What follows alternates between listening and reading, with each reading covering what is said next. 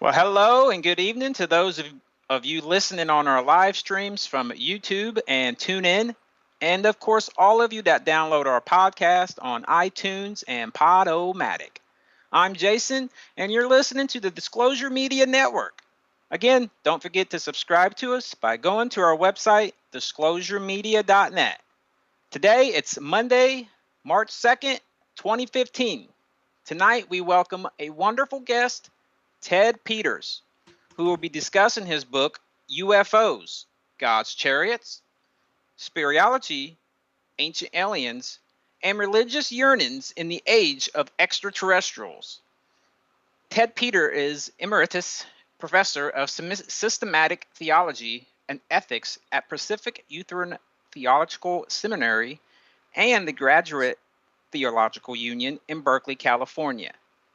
An investigator of UFOs for more than 4 decades, Peters served previously as the Louisiana State Director of the MUFON Mutual UFO Network.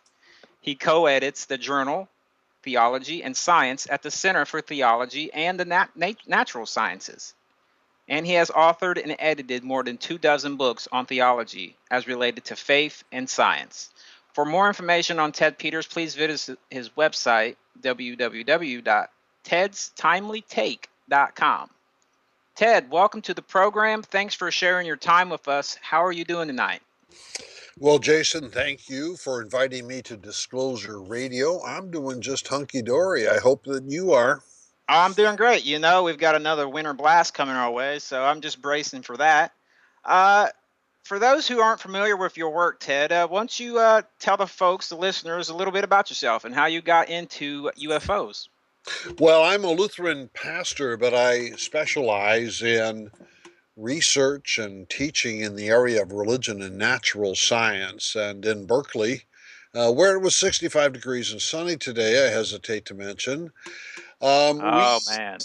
We have a research center called the Center for Theology and Natural Sciences, and we like to put some scientists and some theologians and some ethicists all into a dice shaker, like you'd put in dice and shake them up and roll them out and see what happens. So my particular interest in the UFO phenomenon is to take a look at the scientific dimensions and to some extent even the religious or spiritual dimensions as well. My odyssey is a long one, actually. When I was a kid, growing up in the Detroit area, my father was an automotive engineer. For some reason or another, my dad and my mom got real interested in flying saucers, and so they bought all the new books when they came out, and when they were done reading them, I'd read them, and they would run off to hear the great contactees, George Adamski and others. And were they were your parents a big influence on you when it comes to UFOs? Oh, UFOs? yes, because I found the whole subject fascinating. By the time I was a 7th grader, I was the neighborhood expert on ufology. Oh, wow. So later on, when I took up university level teaching, then I went back and I retrieved all those old books and had 25 years of newspaper and magazine clippings about cases and things like that. And I had a real gold mine for doing research. And so I like others, some others, I can pretty well chronicle the phenomenon from 1947, up through just the last couple of years or so. Now, have you yourself interviewed UFO witnesses, those claiming to have been abducted? Yes, especially when I was the Louisiana State Director for the Mutual UFO Network. That was kind of my job, and so I had the opportunity to talk to UFO witnesses, saw daylight discs or fly-by-nights or close encounters of the second kind, and yes, close encounters of the third kind, those who got abducted. And I would write my reports, and I would think about what they would say, and then when I could, I'd have repeated interviews. And my concern was what meaning did this extraordinary experience have in a person's life, and would either talk with the UFO experiencer or just compare one with another and take a look at what's going on in the culture. And that eventually led then to the first edition of this book, UFOs, God's Chariots. Now, the first edition, when was that released? That was published in 1977, and Eric von Däniken by that time had sold 40 million books, Wow. Chariots of the Gods plus some of the other ones, and I found it curious. Why in the world would a theory about ancient civilizations become so popular? And I think there's within the human soul a real yearning for outer space, and outer space is sort of a symbol of transcendence. And somehow or other, I think those spiritual strings got twanged by Eric von Däniken, and I wanted to look into that. So I took a close look at the ancient astronaut theory, but then I looked at contemporary flying saucers and UFO reports and things of that nature. And when I published the book in 1977, I thought I'd pretty well described the UFO phenomenon. And then the phenomenon changed a little bit in the late 1980s and early 1990s with the introduction of what I call the hybridizers. That is to say, those reports, really negative reports, of Earthlings getting abducted by spacelings. And Now, the reports that you got as working for the Mutual UFO Network, what were the most predominant reports? Was it more of abductions or just seeing things? What were the most reports you received? well, there's always going to be more reports where people see things, Right. quantity wise, but the abduction reports can be very intense and very, very interesting. So I was privileged, so to speak, because, I could investigate some of each. Right. Right. Now, the evidence that you've come, is it conclusive that UFOs come from extraterrestrial civilizations? No, it's not. I think it's important that we have the extraterrestrial hypothesis. And certainly there is a lot of evidence that you can get from the UFO phenomenon that supports the extraterrestrial hypothesis, but it is not yet a slam dunk.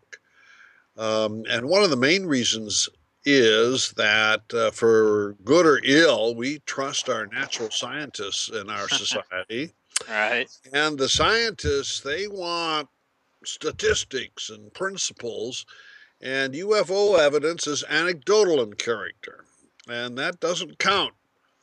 So I think it's interesting that we do have the ET or ETI hypothesis, but no, it's not been confirmed. And I think one of the weaknesses is that there is such a variety in the reported experiences that UFO abductees and other witnesses have. It's really hard to have a theory that kind of puts it all together nicely and neatly and in a package. And so what I do is I suspend the question, are they really from outer space or not? And then I ask, well, what does it mean to people to believe or think, that they come to us from outer space? And that's where I spend most of my research time and efforts. What do you lean on? Do you think it's more of just stuff happening on here, or do you think it is from outer space?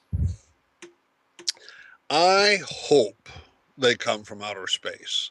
Yes. But a hope is different than being persuaded by the evidence. And of course, it's reasonable to think that some UFO reports are more accurate and others are less accurate. That's reasonable. But until we can either confirm or disconfirm the existence of extraterrestrial life and what ETI can do, we won't really know which one is which. And so I tend not to try to answer only the question, is this accurate? Are there really spacelings that are visiting us? And if so, which witnesses are truthful and which ones are not truthful? How do you get from someone if they're being truthful, or how are you able to discern that? Well, quite frequently I take a tape recording of my interviews, and then I used to take them to a detective agency, would run a PSE, a psychological stress evaluator, and those seem to do a pretty good job in terms of telling when a person is telling a lie or not.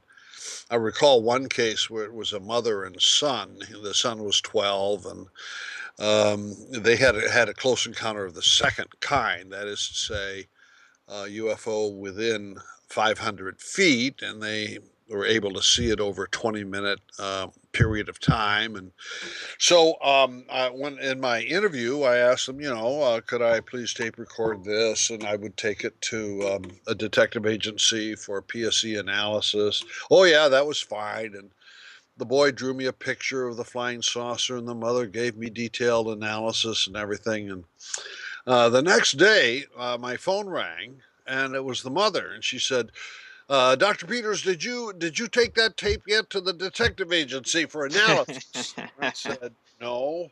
Well, I just have to confess something, that there's one thing on there that's not right. And I said, "Okay, and tell me what that is." She said, "I told you I'm 32. I'm actually 33." So I don't think she had any compunction about the truth of the UFO phenomenon. It was Or the important though UFO that she sighting. called Yeah, you and let you know that she right. did make that up. Yeah, yeah. So, but that's the best you can do. What you can do with that is you can tell whether or not the witness is lying or telling the truth. And so you can discern that he or she believes what they're saying.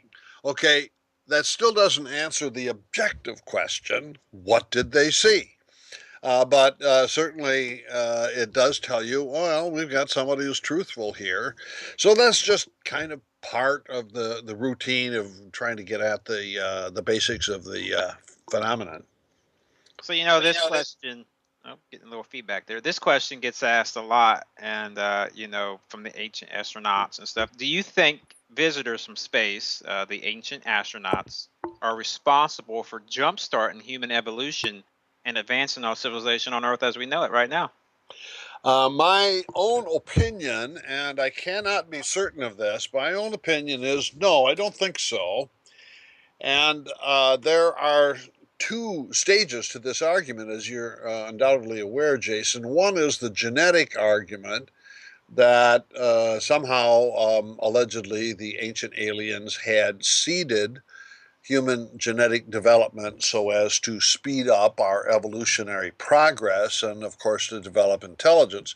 Then the other one is that they sent their architects and their stonemasons and their engineers to help our ancient ancestors build large structures. Well, on the first one, we actually know a lot about the genetic history of the human race and its predecessors.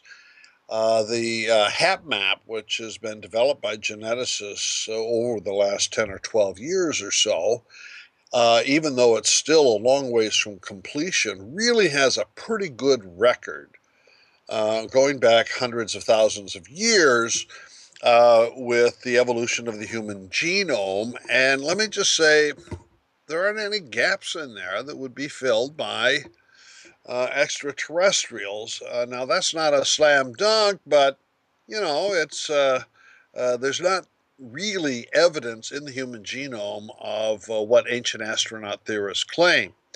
With regard to architecture, the pyramids and these fantastic achievements of your and my ancestors 5,000 years ago, for the most part, those can be accounted for in prosaic ways.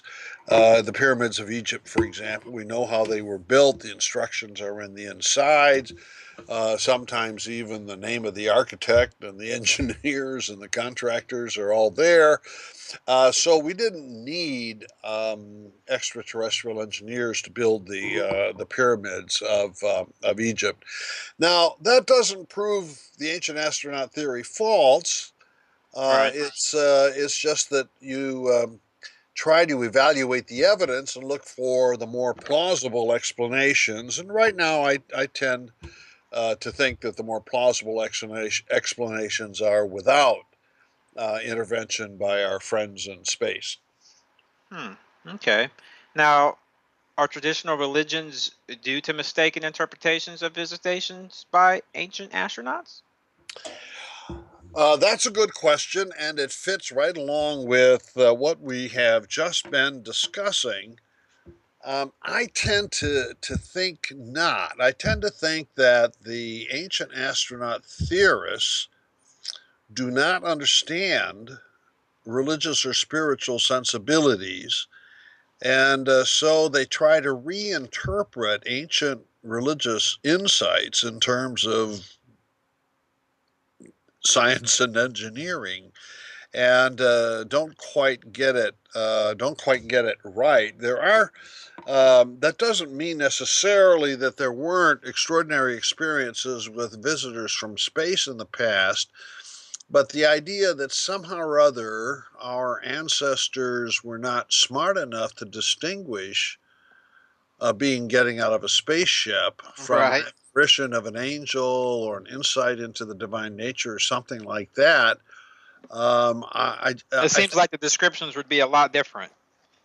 I think so. I think so. And there's a certain kind of pride of place that we moderns think that we're the only smart people and that everybody who preceded us is too dumb, and we're going to go back and tell them all what they really meant.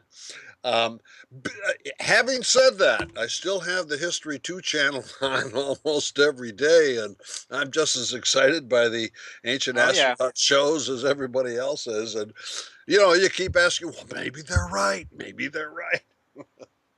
Maybe they are. The next one is the next question I've got here. Are those who investigate UFO reports kooks or nuts? Or are they scientists? I'm going to go with the scientist side in answer to that one. But my experience is primarily with that of the Mutual UFO Network. And then in previous decades, we had other research organizations as well. And here is what I observe. People who think of themselves as UFO investigators think of themselves as gathering evidence the same way a scientist would gather evidence.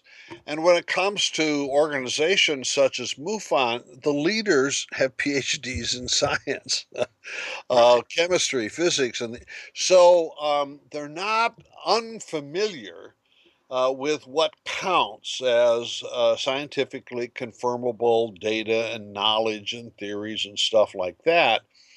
Now, I want to add something else that I would say the core of MUFON, the central backbone, is really made up of science-minded people, either professional scientists or amateurs who have a high respect for science. But floating around the core, or the flesh on the ribs, so to speak, you're going to find lots of kooks.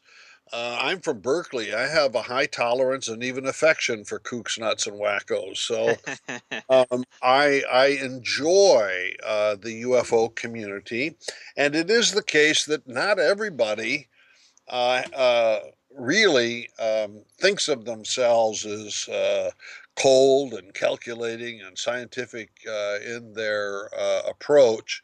There are lots of people who have spiritual experiences and want to talk about a spiritual dimension to UFOs and all of that kind of thing.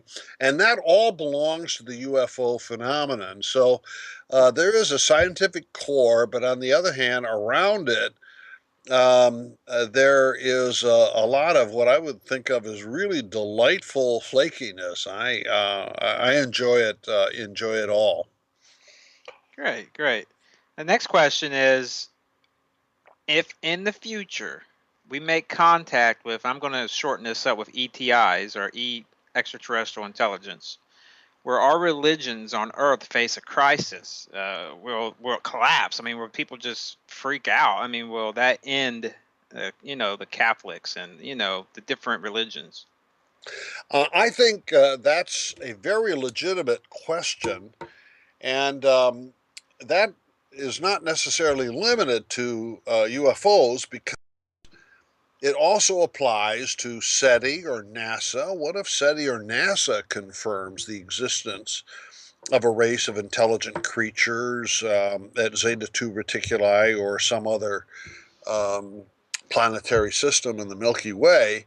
That question will arise.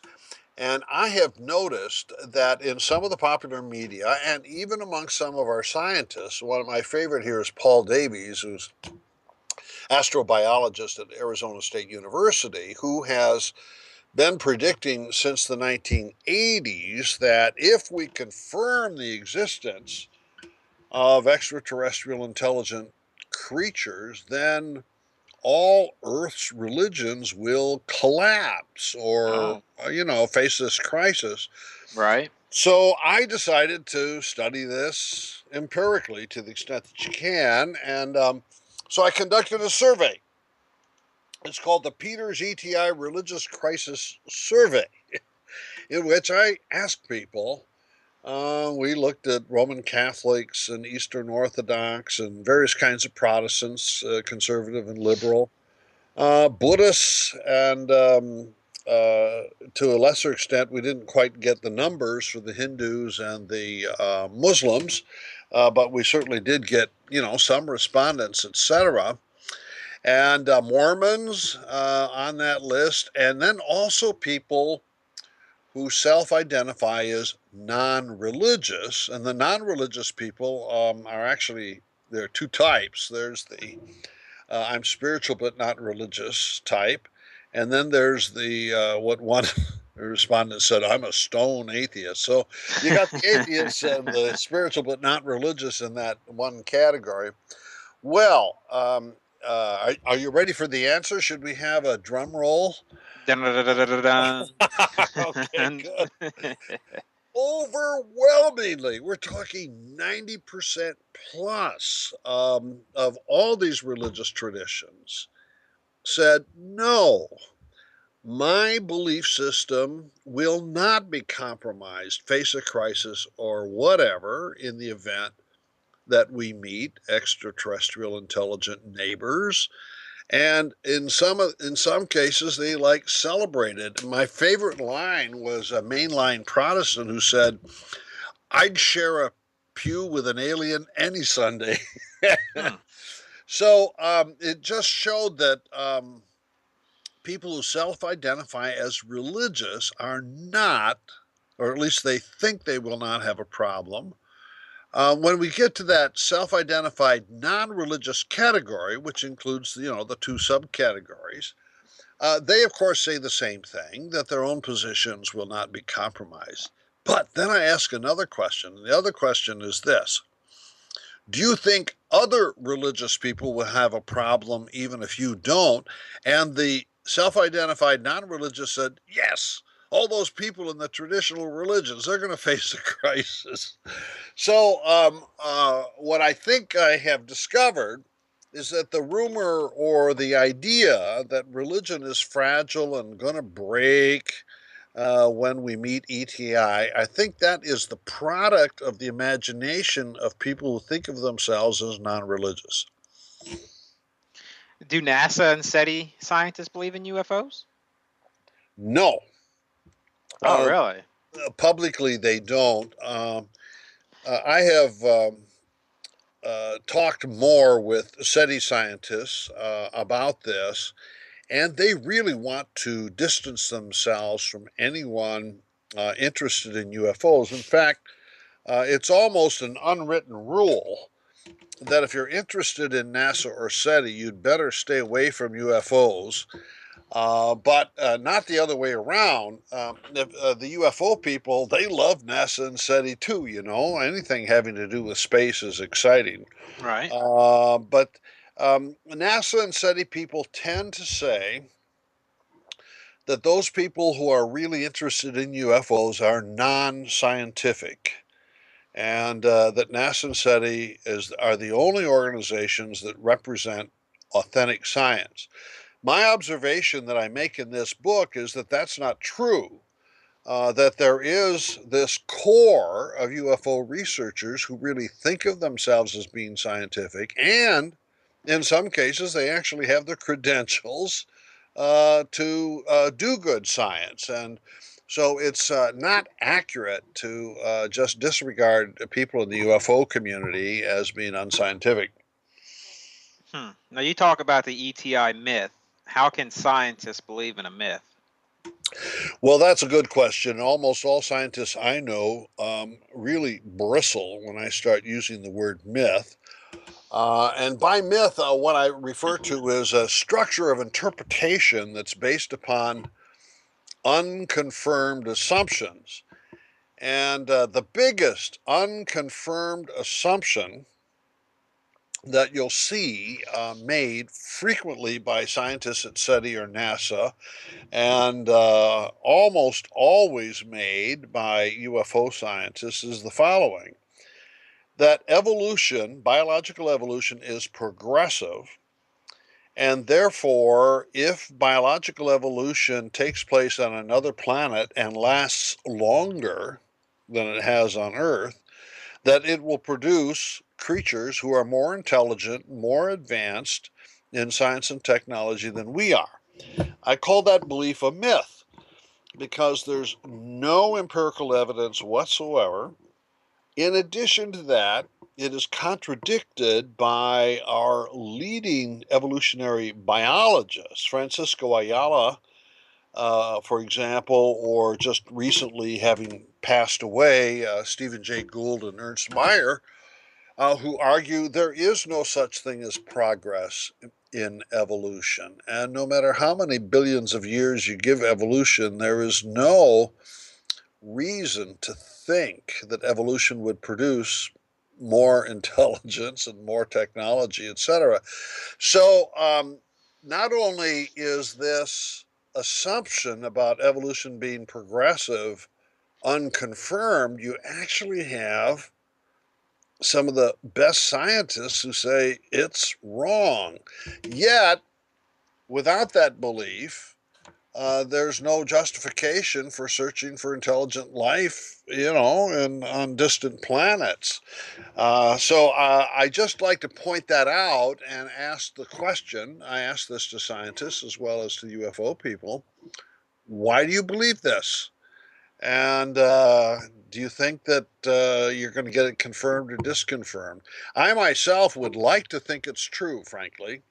Yeah. But it's not scientific in character, yet it certainly drives the science and gives the science its excitement and enthusiasm.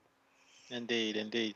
What do you mean belief in UFOs is a form of secularized religion? Well, it's a good follow up question to the previous one, because I would want to ask, why would a scientist or anybody else want to believe that evolution is progressive and that a society that has evolved longer than ours is more advanced than ours? If you look carefully at the messages that are sometimes given by the contactees who claim that they receive these messages from the outer space intelligences, and if you look at the hopes of SETI scientists, and if you look at the two important UFO movies that we've had, The Day the Earth Stood Still of 1951 and Close Encounters of the Third Kind in 1977, what they all have in common is the belief that science and technology will save us on Earth from nuclear war, from poverty, from short life. that science and technology is where human salvation is located. And so if these extraterrestrials are more highly evolved, more scientific, and more technological, they probably have figured out how we can live for 1,000 years and how we can overcome the threat of nuclear war and live in peace. And so if they descend from the sky with all of their glory from the heavens, they will give us salvation here on earth. And so, what I argue in the book, UFOs, God's Chariots, is that we have a secular religion going here. We don't really, in our era, want to believe in the promises of the biblical religions, but we sort of sublimate them and change their shape a little bit.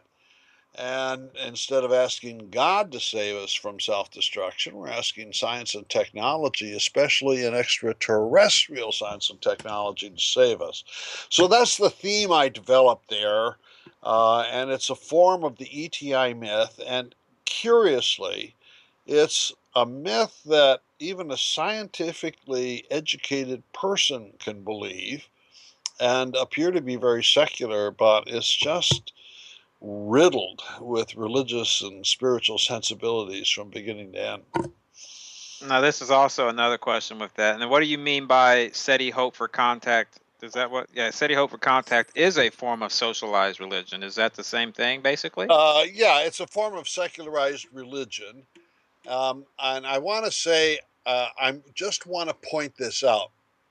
That doesn't mean that I'm going to be critical because, frankly, I love the SETI scientists and I hope SETI achieves its goal. I hope that one day we wake up and they tell us they found this civilization. But it's my job as a scholar to point out good science from bad science. And frankly, what we get from NASA and from SETI frequently is a mishmash of myth and science that kind of come together. And I want to say, as a Christian theologian, you scientists, just do your science, will you? You know, leave the religion to the rest of us. So, what do you think about this one? Where future visitors from a more advanced civilization in outer space bring salvation to Earth in the form of a more advanced science, technology, medicine, and ethics?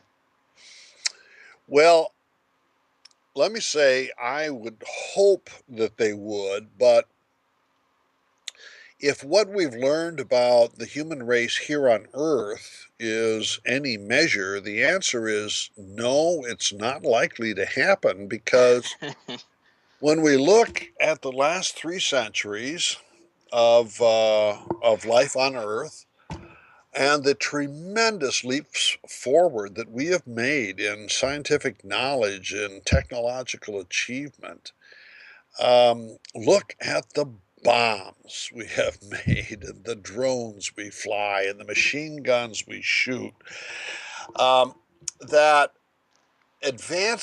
progress in science and technology does not translate into moral progress at all.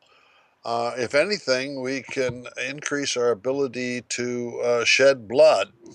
And so there's no reason to think that even if extraterrestrials are more advanced in science and technology than we are, that they're more advanced morally. I mean, there's just no precedent on Earth that would make it logical or reasonable to project that. So I don't want to sound like a pessimist because I'm really not a pessimist. I just want to say, boy, it's just too easy to ask these spacelings to deliver salvation. And it's not realistic. It's not. It's not. Yeah. You know, there's been a lot of advancement with technology, especially, being able to see other planets and, different solar systems with discovery of so many exoplanets. Do you think it's inevitable that we are on the brink of settling the question, are we alone? Well, again, I really hope we are. I'm as excited as the next person at the discovery of exoplanets and As the years go by, we're finding more and more Earth-like exoplanets in the habitable zone, and so we're getting closer and closer.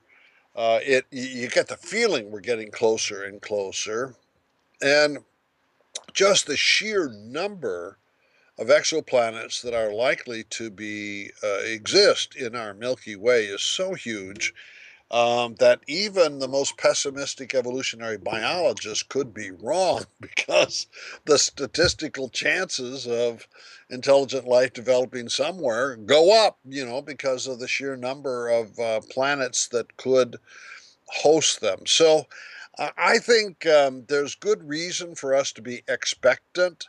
It's not an empirical reason, but it's certainly makes sense to think that we're going to wake up tomorrow or the day after and realize we have space neighbors and invite them over for a covered dish dinner and get to know them, and we'll have a much larger intelligent community than we currently do.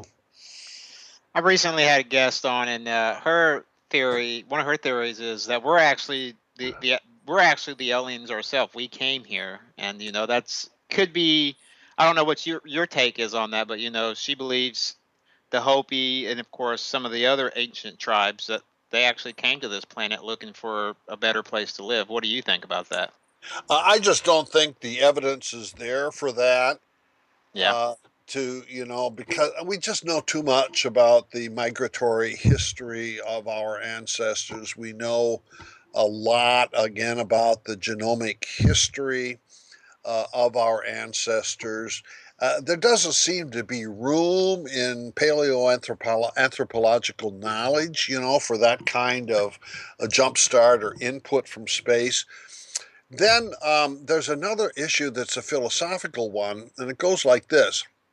If the ancient astronaut theorists believe that human evolution was not on its own going to accomplish a high level of intelligence, so they needed to seed us by, splicing into our genome genes that would lead to the development of intelligence, and now we have it because we've inherited it from our alien neighbors, then the question would arise, well, where did the aliens get it?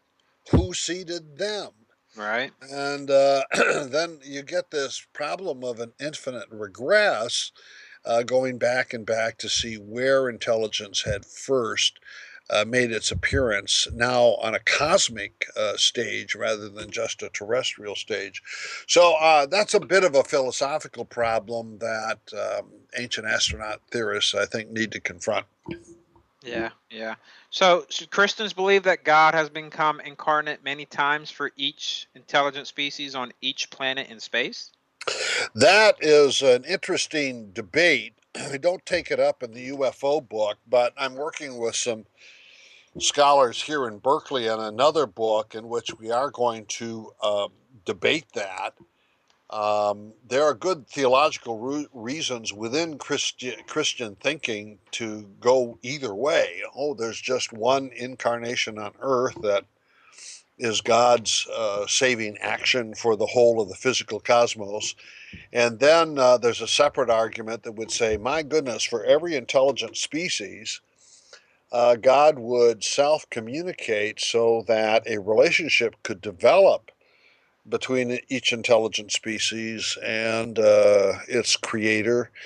Let me just say that we play ping pong, intellectual ping pong here about that. I take the side of one incarnation is good enough, and my colleague here in Berkeley, Bob Russell, says, no, got to have one incarnation for each and every planet. So every planet would have their so-called their Jesus character, basically? Yeah, they would. Wow. So let me just say, I find the argument kind of close. I can't make up my mind which one I think is better. Do you have an opinion, Jason? Well, I'd have to probably lean with you and say that it would just be one. And yeah, that would be my opinion on it. Yeah, I think the difference depends on whether or not you think that the purpose of the incarnation is revelation, or is it a redemptive act. I tend to think it's a redemptive act that influences, the physical nature of the universe.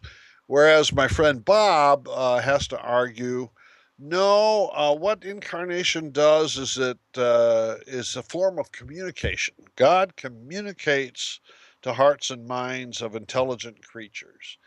And if that's true, then you couldn't really have a history on a planet of intelligent creatures without God somehow or other making a visit, so to speak, and establishing some kind of communication. So uh, let me just say I see the merit on both sides, and it's a good thing I don't have to make up my mind. Or do I have to make up my mind? I can't remember. Absolutely. This is probably a little off topic. Not definitely not to do with the book. What's your take with what's currently taking place on the in the world with the religious and the things going on in the Middle East and ISIS and all this crazy, the terrorists? And what's your take on all that stuff? Well, Jason, this is extremely important. I live and teach in Berkeley, and it's a very liberal community. Mm-hmm. And I love liberals. It's my place to be. But there is a kind of naivete, I have to admit, amongst the liberals. They think that liberals think that if we're just nice to each other, then that's going to fix all the problems. And so you get this developing view that says all religions are different paths up the mountain to the same goal. And with that, we can all have a warm feeling in our heart, shake hands, and go to the same barbecue. Then along comes ISIS, and do you want to say that ISIS has the same goal, religious goal, as a monastery with Roman Catholic nuns? I mean, it's impossible for ISIS and Catholic Right. nuns to have the same goal, So what's happened is that President Obama and some of our more liberal religious people, both Muslims and Christians, have tried to say that ISIS is not Muslim. Let's And just, now, and that's just ridiculous, right? of course, it's ridiculous. Just ask somebody at ISIS. They have a whole theology. They have a whole eschatology, that is to say, a prediction of what God is going to do in the future. So They have. you would agree? No, I'm not. This isn't us, but are we at war with Islam, or are we at war with ISIS? Because the Right. president, the president doesn't like to say we're at war with Islam, but are we really at war with Islam? Um, the president has a good reason for telling this fib, this white lie, that ISIS is not Muslim, because he wants the Muslims on our side against ISIS. And I get that. Yeah, I get that. Politically, diplomatically, that's the way we want it. We want everyone, atheists and Christians and Muslims and anyone else in our liberal society, to take a stand against ISIS and to take a stand against all terrorism. But to deny that ISIS is a religious organization is just folly, just folly. So it's better, in my judgment, to be realistic and let ISIS define itself. And then we need to understand ISIS as it is. I have an alter ego, Jason, and Oh her name yeah. is Leona Fox. So if somebody goes to my website, Ted's Timely Take, they can go to Leona's blog. And Leona has a blog on Huffington Post in which we're arguing these very issues that you and I are talking about.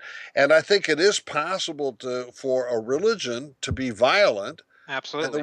the religion next door can be dedicated to loving the neighbor. And of course, we want the latter one to win and the violent one to lose. And Exactly. so we really are in a difficult situation these days, but I think it's just unrealistic to try to pretend that ISIS is not a religious organization.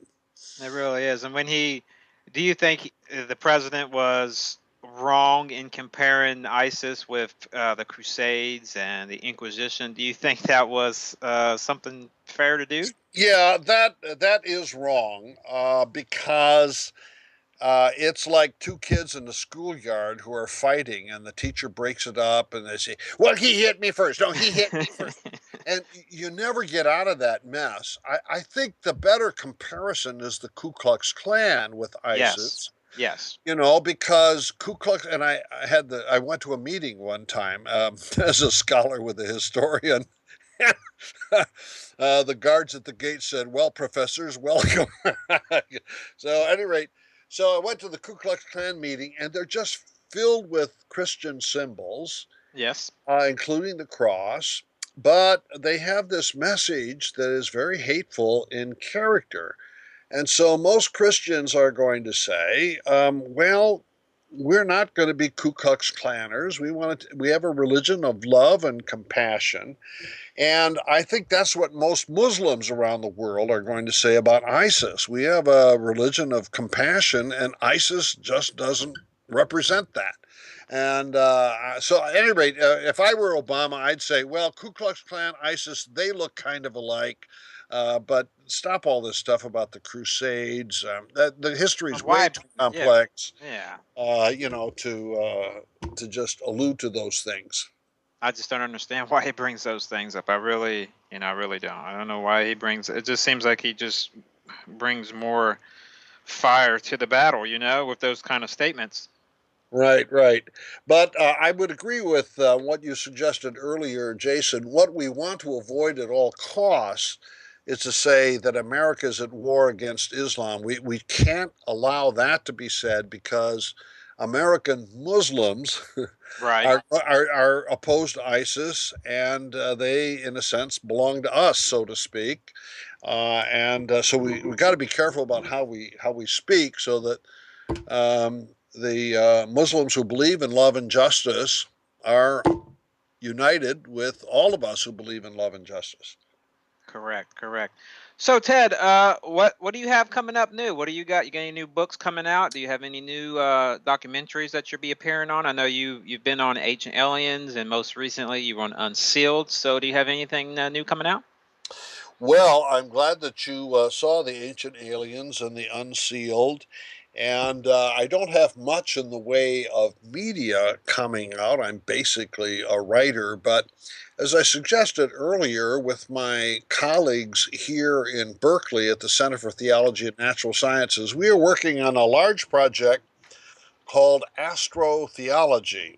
And we're looking at NASA and especially SETI and space exploration, looking for stupid life within the solar system and intelligent life elsewhere in the Milky Way. And we want to deal with the religious implications and the ethical task. Actually, space exploration raises a large number of ethical issues that, for the most part, are not being addressed. And so, at any rate, this is a big project, and I expect it'll be another year and a half before we come out with our magnum opus. But that's what keeps me off the streets and out of trouble. Hey, speaking of space travel, what do you think of the latest? I don't know if you follow this, but Mars One. Have you followed that? I have not. No, tell me what's going on.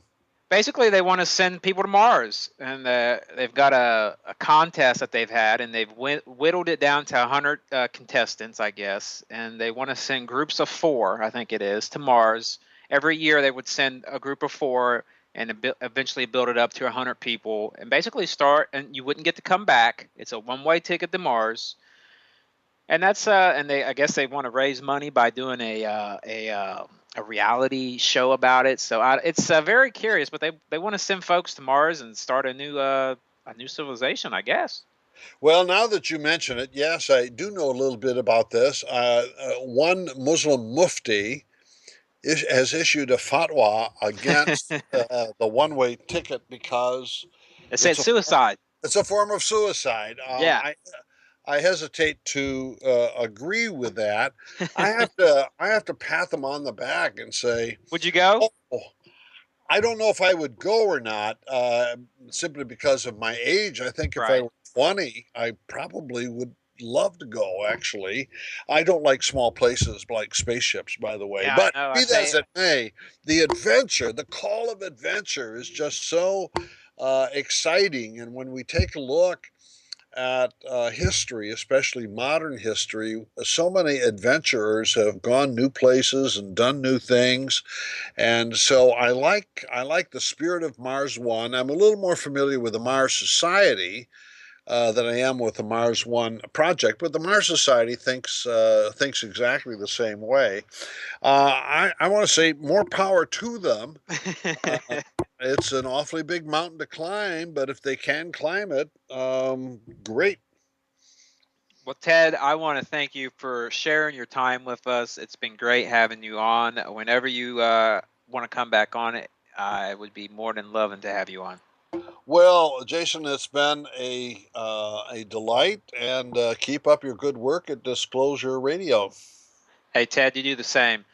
Disclosure Media Network would like to thank our guest, Ted Peters, for sharing his time. You can again find out more about Ted Peters at tedstimelytake.com. Don't forget to subscribe to us, folks, by going to our website, disclosuremedia.net. And also, in about 10 minutes, we'll have our nightly news show on at 10 p.m. with Rags. So stand by for that at 10 p.m. Ted, once again, thanks again for coming on. All right, Jason. Good night. You have a great night. All right.